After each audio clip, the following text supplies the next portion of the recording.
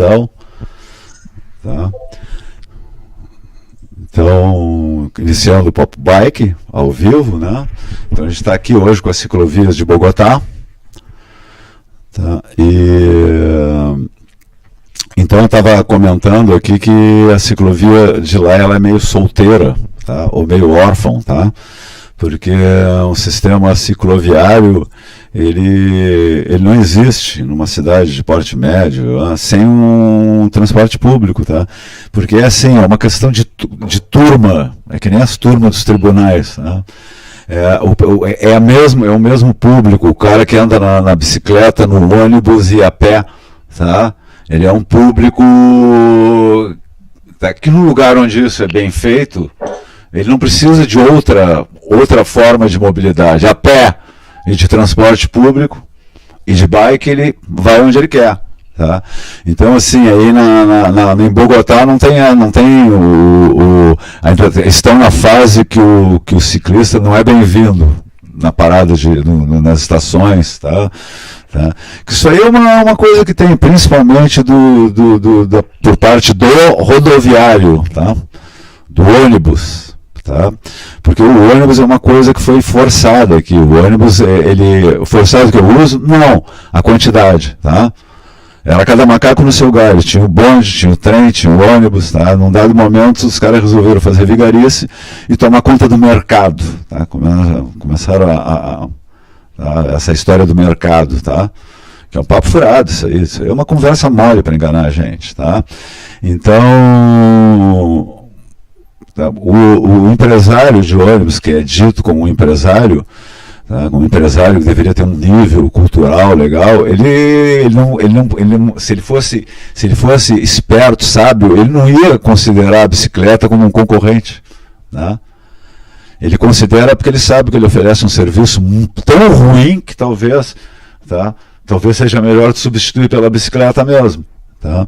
Mas então é uma bobagem, tá? Se tu der espaço para a bicicleta, aquela atitude ali vai trazer 10 usuários novos, tá? 10 usuários novos, usuários de bicicleta que vão usar aquilo ali. Aí eles vão botar a bicicleta ali todo dia? Claro que não, cara, tá? Tem uns que vão ser cativos, que vão fazer isso sempre. Então isso aí cabe ao empresário equilibrar, ver, tá? Como é que ele vai fazer, tá? O cara não pode pensar só em dinheiro. É por isso que o sistema capitalista não funciona, cara. Se tu pensar só em dinheiro, não dá, tá? Então é por isso que não pode ter água privada, luz privada, não pode, não dá, porque isso é um serviço que tu tem que oferecer, tá? Como transportes também, tem que ser uma coisa muito bem coordenada, tá?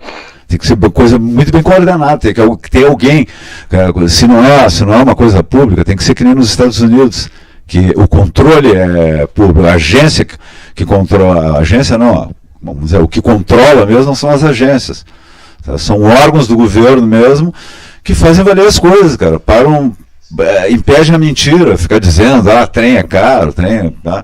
Tudo é relativo, tá? Tudo é relativo.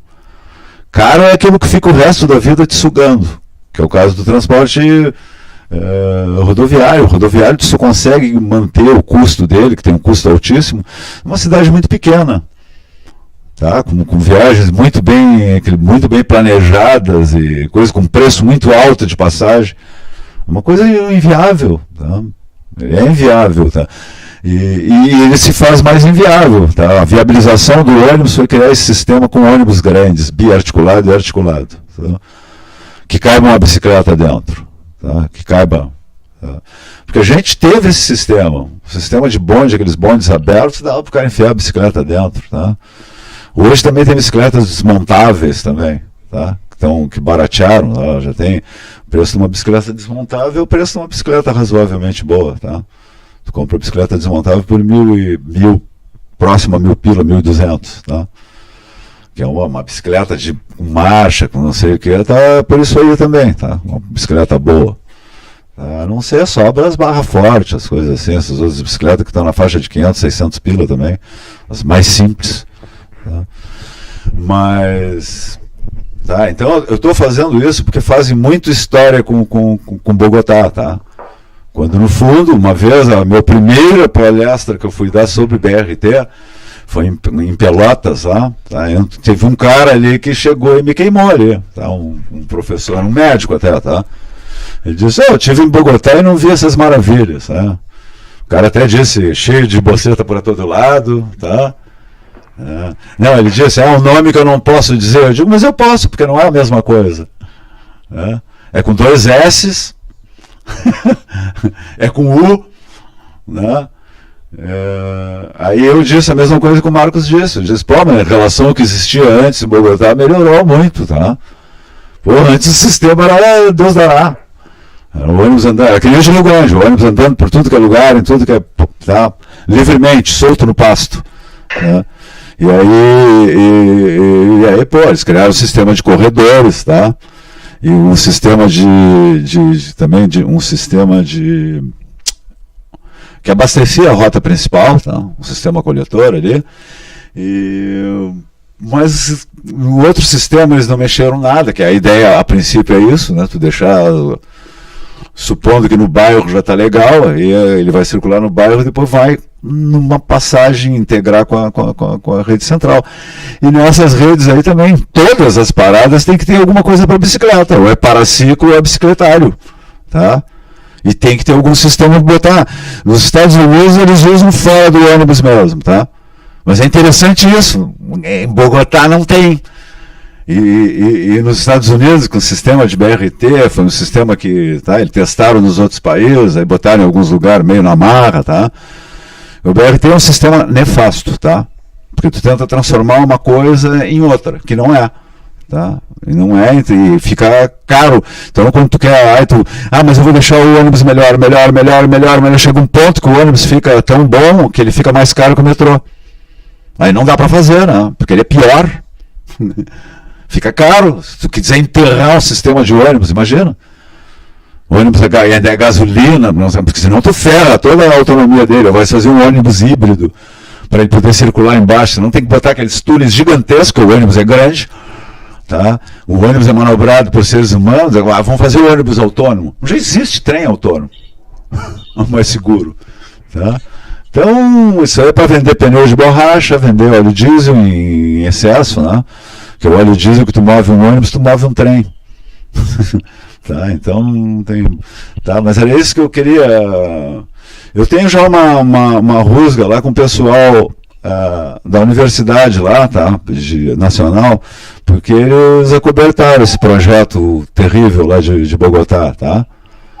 Então, o que acontece na prática? Tinha o engenheiro, o arquiteto, não, o geólogo, Aranovich, mas ele trabalha com... O Aranovich me falou, eu fui falar para ele, pô, mas aqui em Rio Grande, aqui tem fui mostrar meu projeto de BRT para aqui. Ele olhou para mim e disse, isso é uma merda. Com esse sotaque carioca, isso não presta, isso é uma merda. Aí eu fui pra cima dele, eu digo, como uma merda, cara? Uma merda não, numa cidade menor. Aí ele chegou, tá certo. Mas aí ele me disse a versão dele. Mas aí fica que nem Curitiba, ó. Curitiba até hoje não tem metrô. Agora já passou do tamanho de uma cidade para não ter metrô. Não tem metrô por causa do BRT. Tá? O BRT estava ali, está ocupando o lugar. E agora, o que faz? Tá? Porque eles podiam botar porque a gente não está fazendo mais metrô. A gente está fazendo trem de superfície, metrô de superfície. Tá? Porque a gente não está fazendo mais aqueles carros, diminuir um pouco a capacidade, mas o veículo tem o chão baixo. Tá? Para não mudar mais a cidade. Chega no fim do corredor, quando chega no centro, não precisa ter um corredor, que é um obstáculo, que nem corredor de BRT. Tá? Ele vai andar meio que solto no campo, só que o trem jamais ele é solto no campo, ele vai estar em cima do trilho. Tá? Mas no centro pode andar os veículos em cima do trilho também, mas mesmo assim ele vai ter uma certa fluidez melhor que a do ônibus, uma segurança melhor. Tá? É incomparável, tá? Não dá para comparar. Então eu estou sempre chamando a atenção assim, porque eu estou convencido que não existe bicicleta sem transporte público. Não existe, que é o mesmo cidadão, o pedestre é o mesmo passageiro, que é o mesmo ciclista. Tá? Aí o carro, quando o cara desce do carro, aí ele vira o ciclista, tá? Mas quando ele está no carro, ele é o Pateta, aquele lá do Disney, aquele, tá? Malvado, fedorento, que está enchendo tudo de fumaça, de coisa, arriscando a vida dos outros, tá? Vou dar uma notícia boa para vocês. Hoje, eu já nem estou aparecendo aqui, tá? E agora eu vou deixar o programa com vocês. Como tem que... Eu gostei mais do programa com vocês. Sozinhos.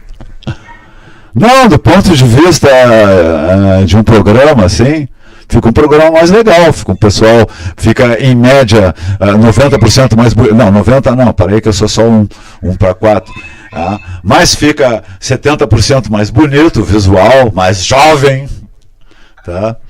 E tá, eu só venho aqui para atrapalhar, bota essa fumaça aqui e cai fora. Tá? Eu vou ficar vendo vocês na televisão. Aí quando vocês quiserem um encerramento, me chamem. Eu vou estar ouvindo. Sim, então só complementando aquilo que tu falou, antes de começares a transmitir, eu estava comentando sobre esse BRT que, para ele se tornar com uma capacidade de média, talvez uma capacidade alta, ele tem que ter toda essa infraestrutura mais substancial. Daí é coisas que a gente vê naqueles projetos de BRT como o do Japão, nos Estados Unidos, na Europa, que daí eles têm um orçamento mais alto para fazer um BRT que possa competir com um sistema de metrô leve, que é questionável ainda essa frase, mas o que é? Precisa de uma infraestrutura muito mais substancial, né? Qual? No BRT tem não, o BRT se não for elétrico, a estrutura do ônibus é muito pior, é muito mais pesada, tá? O ônibus tem que botar, se não botar vai dar merda, tem que botar concreto, tá? Placa de concreto. Sai um custo total muito mais alto, né, do que a mesma coisa. E o custo geográfico também, o espaço ocupado é muito maior. É muito maior e é obstaculizado. Ele tem mureta, ele tem o que se chama de canaleta, né? Então, o espaço é maior, a capacidade é menor, porque os maiores carros aceitam 250, 260 passageiros, enquanto os menores carros de metrô leve pegam 150, 250. Tem a outra questão que o professor acaba sempre trazendo, que é a função das paradas de ônibus. A cada quadra tem uma, isso aí é um crime médico. Acaba aumentando muito. Mas isso é função da capacidade. O que adianta tu botar as paradas longe uma da outra? Tu vai ter que botar umas paradas grandes, aí o veículo não vai dar capacidade, não vai esvaziar a parada. Isso é ruim. Já gera uma demanda para o cara pegar o primeiro que chega. E no trem não, tu sai acumulado lá, tu sai entupido, mas não enfia. Olha na Índia, cara.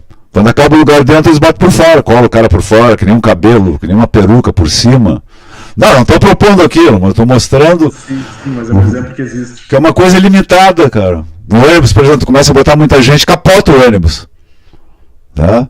O trem não capota, porque um trem, vamos dizer, um trem daqueles, ele pesa 200 toneladas, então bota 4 toneladas de pessoa em cima, não faz nada nele, tá? Então, 150, 120 toneladas, isso é a máquina, tá? A máquina. O do metrô é bem mais leve, levezinho, para umas 70 toneladas, 50 e tantas toneladas, tá? Mas tá? E tem os carros de veículo que não tem. Mas a estrutura do metrô metrô é elétrico, tá? O que ferra um pouco é a eletricidade, tá? O sistema elétrico é caro. Tá? Principalmente o aéreo, ele é caro, porque tu tem que botar subestação. O cara pensa só no fio, né? Nas catenárias. Não, tem as estações. Tá? Tem que ter estação de. Tá? Porque aquilo ali é uma voltagem alta, tá?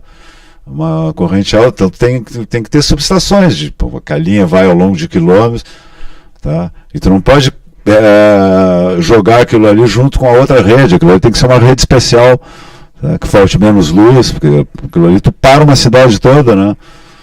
Então, mas é isso que fica um pouco caro. Quando tu opta por de diesel ou a gás, tá? aí já é outro papo, tá? Mas aí o motor já é pior, tá? Aí tu nota que o motor, a explosão não presta num veículo assim. Né? A aceleração dele é menos de 1 metro por segundo ao quadrado, tá? É tudo pior, tá? Então aquele na Lema Mar, quando a gente fez o projeto do trem, ele tinha uma distância de parada. Quando a gente fez o aeromóvel, diminuiu as distâncias, tá? Porque as distâncias anteriores eram 1 quilômetro e pouco, 1,5 quilômetro, 2 quilômetros, tá? Quando chegava no do trem regional era 1.200. Não, acho que no centro lá diminuía, lá quando chegava perto do centro lá, não ia muito até o centro, diminuía um pouco para 600 metros e coisa. Que aí é razoável. Tu não pode diminuir muito a distância, porque aqueles trens ali, em cidade com muita demanda, eles ficam enormes também, tá? Vai fazer composição, botar um, outro. Na Argentina, quando eu fui peguei o trem de Tigre para Buenos Aires ali, quando largou, eu falei com a Suzana, olha aqui, cara, isso aqui, tu não sabe o que é isso, tá feio. Terminou o jogo do Grêmio e São Paulo, em Rio Grande. Tá? Ou é um trem? Pô, que povo saindo assim, cara. Aquele trem gigante. Quando eu fui não era assim, quando eu voltei era de tardezinha. Tá? Então tinha um povo mesmo chegando de Tigre para Buenos Aires. Assim, tá? Então vai, lá dentro tinha lugar, pendurador de bicicleta. Era um cantinho ali, ele tirou 4 bancos, né? Porque os bancos são colados ali, e cabia umas 6 bicicletas. Tá? De ganchinho aqui, de rodinha, era um ganchinho aqui, tu botava o gancho, puxava, a bicicleta sobe, fica colada na parede. Pô, um troço descomplicado, não vi ninguém ter trabalho para fazer aquilo ali, tinha umas 2 bicicletas, tá? E aí o cara chega e vai até Buenos Aires. Aí chega em Buenos Aires, a cidade que tem um sistema de ciclovia, e o pessoal é acostumado a andar na rua. Por isso que é legal a gente pegar coisas, às vezes, fora de ciclovia. Eu tive que acostumar com a ideia, porque né, em Buenos Aires tu fica lá, tá, tem ciclovia? Tem ciclofaixa? Tem. Mas tem um monte de gente andando lá no meio dos carros, lá, tá? Eu não ando, tá? Eu sou muito medroso, eu tenho a pele sensível. Eu caio, a pele se rasga e sai os ossos para fora, sangue. Não gosto, eu gosto de me sentir seguro. Tá? Então é isso, tá? Mas eu não vou poder mexer muito, que o meu mouse travou em cima do encerrar transmissão. Ele está travado ali em cima. Se eu apertar ele para fazer ele funcionar de novo, ele vai encerrar a transmissão. Tá? E é no YouTube mesmo, não é nem no... Eu não posso fazer mais nada aqui. Au revoir, pessoal. Até que eu vou em frente. De leve. Bom, sempre um complemento, porque né, mobilidade se trabalha em conjunto, não existe só um modo. Mas voltando então ao vídeo, temos aqui aquele ponto que o Márcio estava falando desde o início, né? O espaço dedicado às ruas fechadas em dias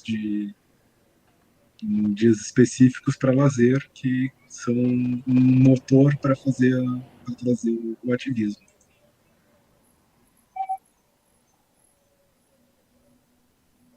Todo mundo vendo o vídeo? Agora sim. Estou ouvindo. Sim. Se eu deixar o microfone ligado, dá retorno para vocês? Agora não deu, não sei se estava ligado. Tá muito bom o microfone. Ligado, mas aí eu desliguei para ficar sem dar retorno. Aprovado teu microfone novo, cara. Tá uma voz bem natural, não tá... Ficou muito bom mesmo. Verdade. Muito obrigada. Agora eu tô fina. Chique.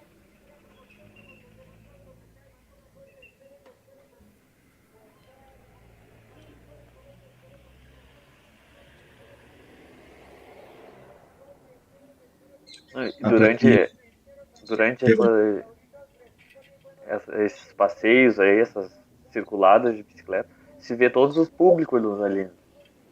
Criança, adolescente, adulto, idoso também, usa ali. Então, uma forma de chamar esse público para conhecer mais a bicicleta e para usar também, viver essa cidade aí. Essa infraestrutura temporária ali com as plaquinhas de 20 km por hora, que agora tem o policial ali na frente, não se enxerga. Mas essa infraestrutura temporária colocada ali para o passeio é muito interessante.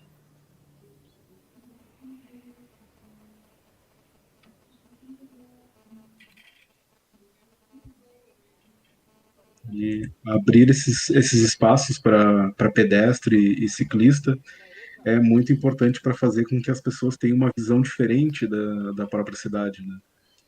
Que há anos a gente já discute nos grupos de pesquisa sobre que você passar por uma rua de carro, tu não vai, a tua visão ela é reduzida, né? Já tem estudos mostram tudo aquele afunilamento da visão. Um bom exemplo disso é o cavalo, por exemplo, né? Com a visão fechada, quando a gente está numa alta velocidade, a gente tem uma visão também muito reduzida, né? Só pontual, direto à frente. E poder e andar, vivenciar a cidade a uma baixa velocidade, te permite a realmente vivenciar a cidade, né? Enxergar os detalhes, enxergar a arquitetura, a parar e olhar, quero parar nessa loja aqui, comprar alguma coisa, tomar uma água, tomar um suquinho, né? Então, dar uma outra experiência perante a cidade, com certeza vai trazendo esses sentimentos de por que não é assim mais vezes. A pessoa vai gostando da cidade, na verdade. Porque o carro, ele te deixa numa posição de meio que ódio à cidade, né? Porque tu só quer chegar naquele teu destino e deu. É isso. Então, tu só tem a visão de mobilidade e do ir e vir. E a bicicleta, ela te dá uma nova experiência, né? De tu gostar daquilo ali, de tu ter uma relação afetiva com aquele espaço. Porque tu tá mais junto do espaço, mais junto das pessoas, mais junto dos prédios. Tá mais permeável aquele ambiente.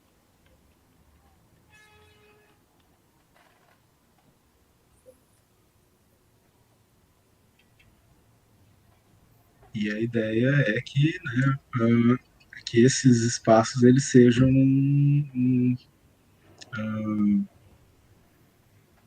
que eles sejam pontos de inflexão, né, que eles comecem a buscar, que incentivem essa busca por mais infraestrutura.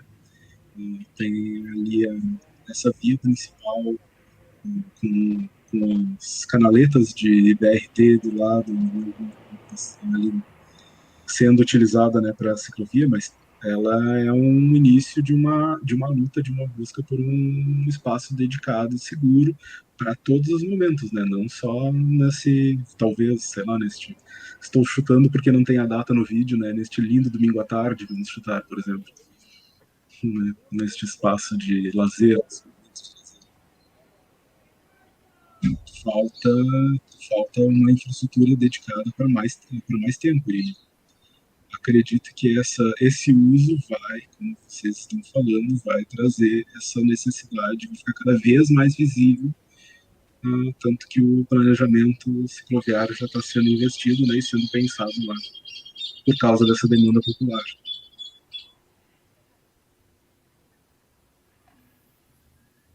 O que eu não havia reparado nos outros vídeos ali é a questão do posto de gasolina, né? Que eu até tinha comentado agora, a gente acabou de perceber uma ali, né? Na esquina, que acaba compondo essa paisagem.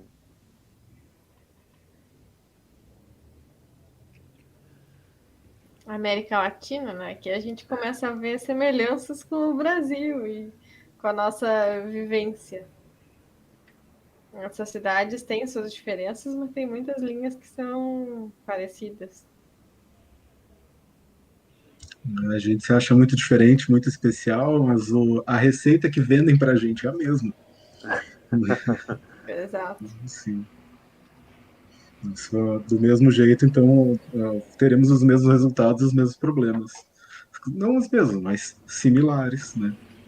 Ou o Transmillennium aí passando.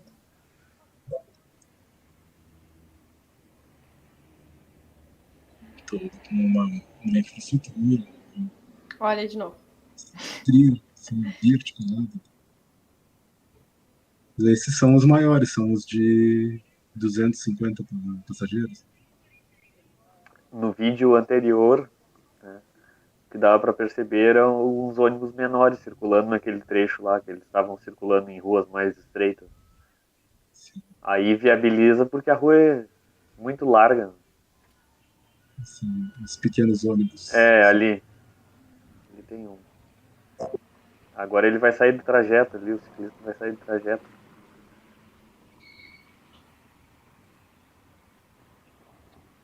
Mas é interessante trazer essa perspectiva. Eu já tinha feito na Argentina, né? Como é que era essa vivência na Argentina. E agora pegar outro exemplo aqui da América também. Sim, nós ainda temos várias opções que vão ser interessantes colocar aqui da América do Sul, mas a gente vai encontrando as similaridades, né, que a Camila falou agora há pouco, né?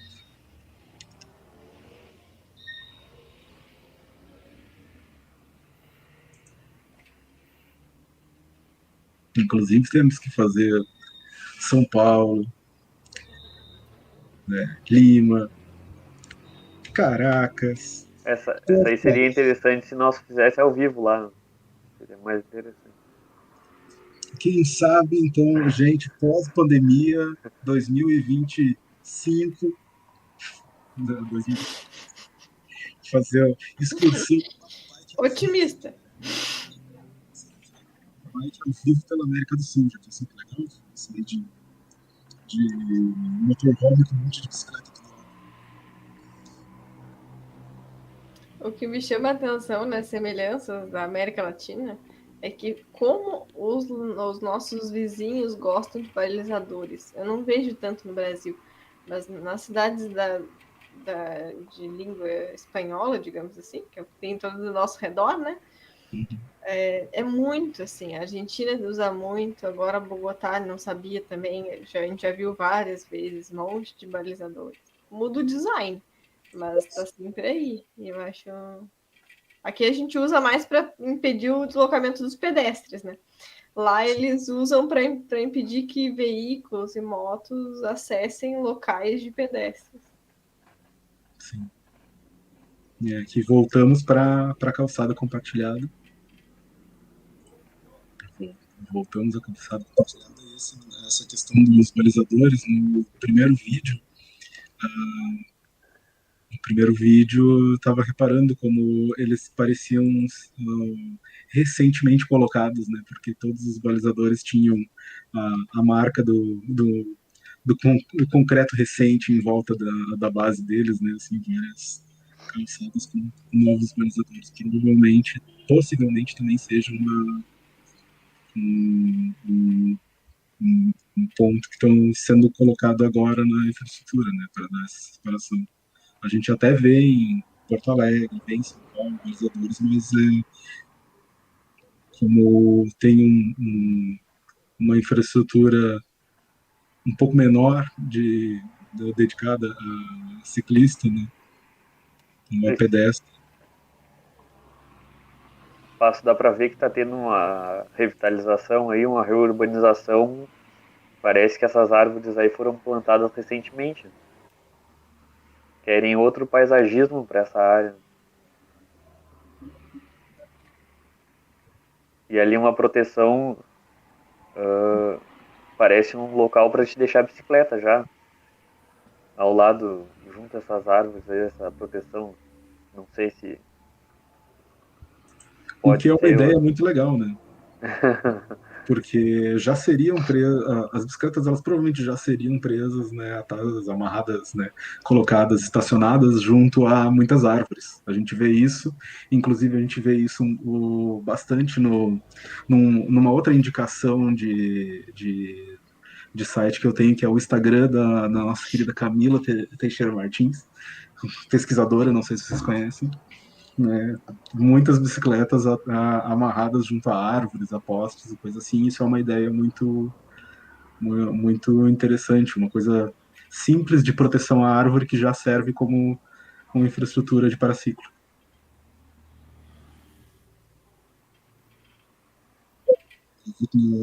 até o final desse programa eu te encho de seguidores nas redes aí também. Não, eu ia dizer que a gente não combinou isso, tá? Isso é completamente espontâneo. Sim.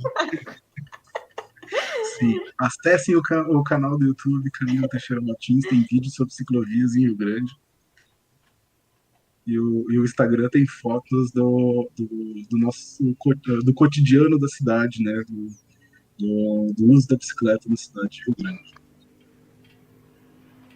Eu acho o lado bonito tem o lado trágico da mobilidade, que a gente comenta aqui às vezes algumas partes, né, do que deveria ser, do que não é.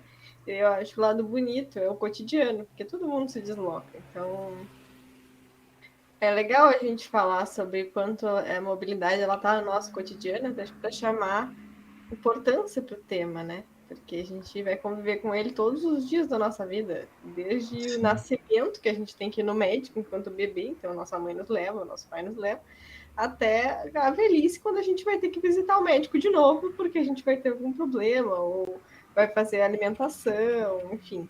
Tem todo o nosso caminhar ao longo da vida passa pela mobilidade. Então, é uma área acadêmica que tem essa parte de beleza sobre o cotidiano.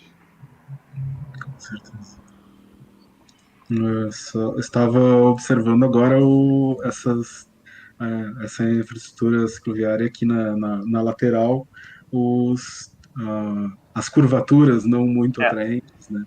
Até então estava de acordo, agora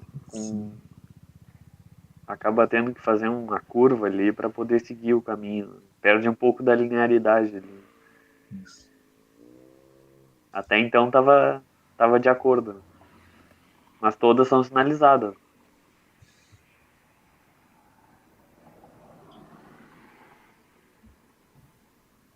É uma infraestrutura boa. Ela sempre vai precisar de alguns ajustes. Sim.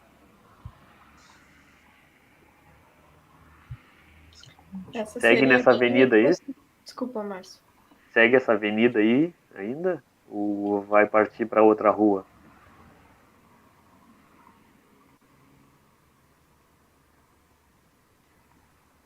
E o que eu ia dizer? Essa avenida, não sei se vocês estão me ouvindo, acho que deu uma travada. Sim, tô ouvindo. O vídeo travou, tu não. Vou falar enquanto o Marco retorna na internet. Que essa avenida parece ter uma função mais de deslocamento mesmo, né? Não é uma avenida tanto de integração, de acessibilidade, tanto que a gente não vê comércio, a gente não vê o alinhamento predial é bastante... tem muros, deve ser uma avenida com mais instituições. Ali a placa dá para ver que é 80 km por hora, né? A velocidade é alta também, então justifica a segregação. Tu nem consegue enxergar a calçada do outro lado.